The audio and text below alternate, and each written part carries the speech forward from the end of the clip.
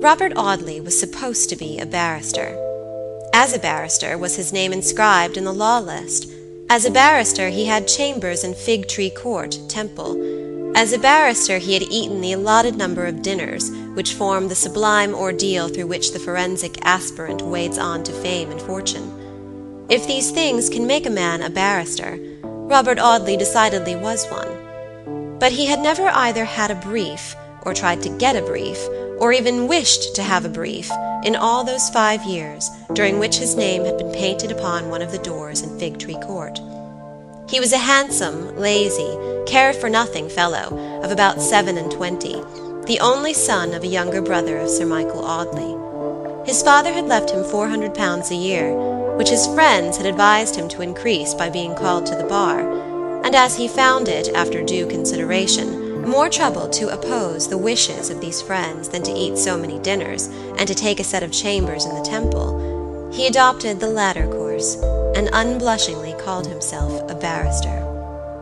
Sometimes, when the weather was very hot, and he had exhausted himself with the exertion of smoking his German pipe and reading French novels, he would stroll into the Temple Gardens, and lying in some shady spot, pale and cool, with his shirt collar turned down and a blue silk handkerchief tied loosely about his neck, would tell grave benchers that he had knocked himself up with overwork. The sly old benchers laughed at the pleasant fiction, but they all agreed that Robert Audley was a good fellow, a generous-hearted fellow, rather a curious fellow, too, with a fund of sly wit and quiet humor under his listless, dawdling, indifferent, irresolute manner.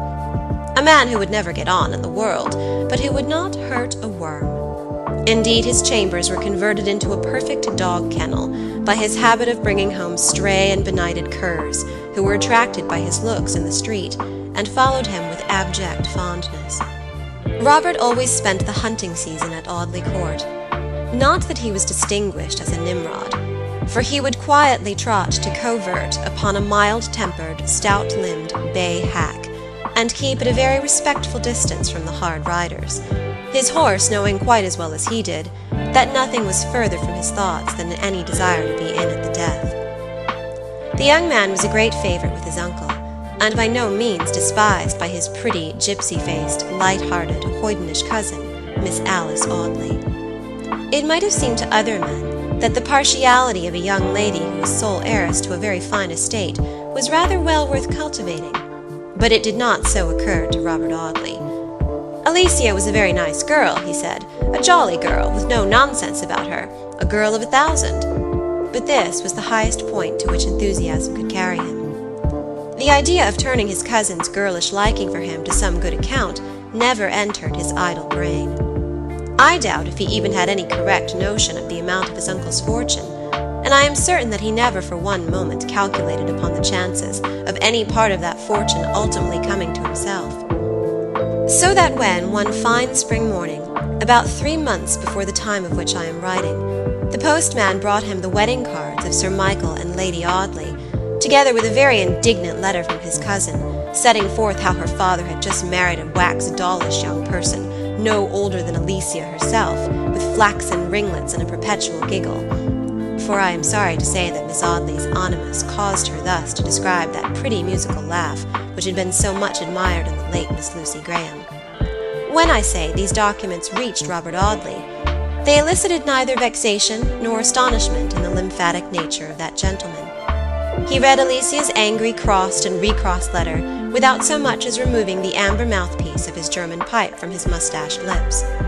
When he had finished the perusal of the epistle, which he read with his dark eyebrows elevated to the center of his forehead, his only manner of expressing surprise, by the way, he deliberately threw that and the wedding cards into the waste-paper basket, and putting down his pipe, prepared himself for the exertion of thinking out the subject. "I always said the old buffer would marry," he muttered, after about half an hour's reverie. "Alicia and my lady, the stepmother, will go at it hammer and tongs. I hope they won't quarrel in the hunting season, or say unpleasant things to each other at the dinner table. Rows always upset a man's digestion." At about 12 o'clock on the morning following that night upon which the events recorded in my last chapter had taken place, the baronet's nephew strolled out of the Temple, Blackfriars Ward, on his way to the city. He had in an evil hour obliged some necessitous friend by putting the ancient name of Audley across a bill of accommodation, which bill not having been provided for by the drawer, Robert was called upon to pay. For this purpose he sauntered up Ludgate Hill, with his blue necktie fluttering in the hot August air, and thence to a refreshingly cool banking-house in a shady court out of St. Paul's churchyard, where he made arrangements for selling out a couple of £100 worth of consols. He had transacted this business, and was loitering at the corner of the court, waiting for a chance hansom to convey him back to the Temple, when he was almost knocked down by a man of about his own age, who dashed headlong into the narrow opening. "Be so good as to look where you're going, my friend," Robert remonstrated mildly to the impetuous passenger. "You might give a man warning before you throw him down and trample upon him." The stranger stopped suddenly, looked very hard at the speaker, and then gasped for breath. "Bob!" he cried, in a tone expressive of the most intense astonishment. "I only touched British ground after dark last night, and to think that I should meet you this morning." "I've seen you somewhere before, my bearded friend," said Mr. Audley, calmly scrutinizing the animated face of the other, "but I'll be hanged if I can remember when or where."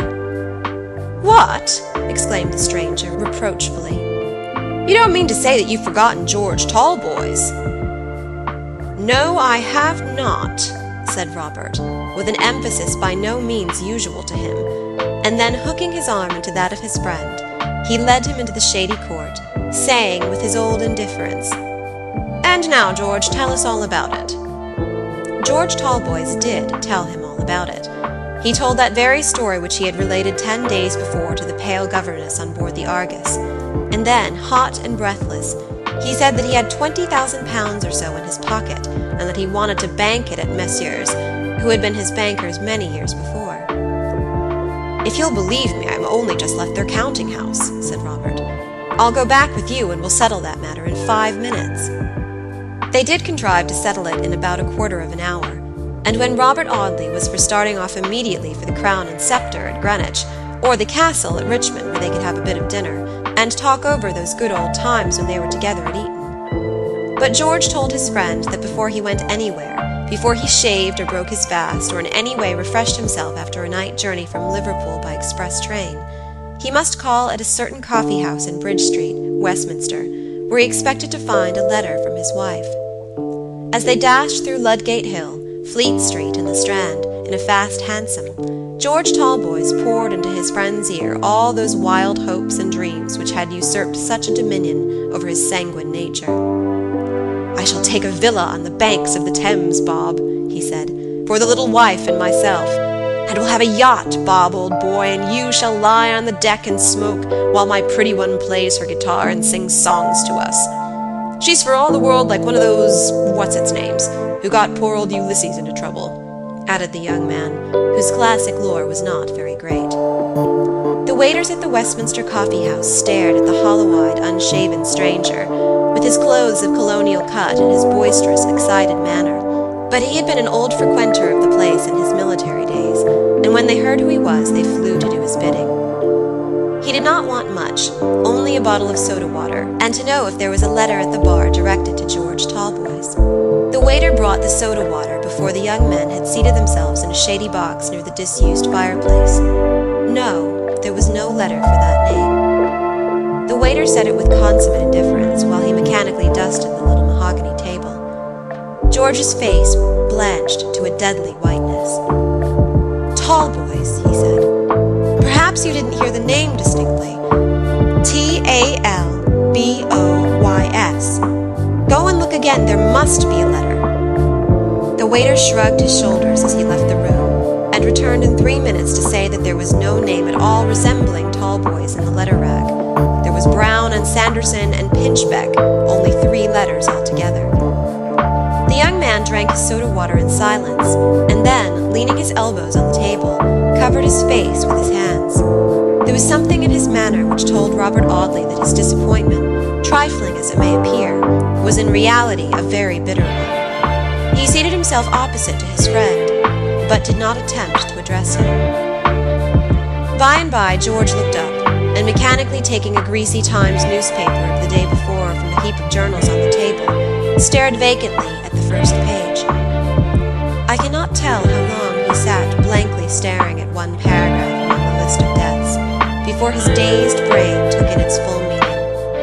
But after considerable pause, he pushed the newspaper over to Robert Audley, and with a face that had changed from its dark bronze to a sickly, chalky grayish white, and with an awful calmness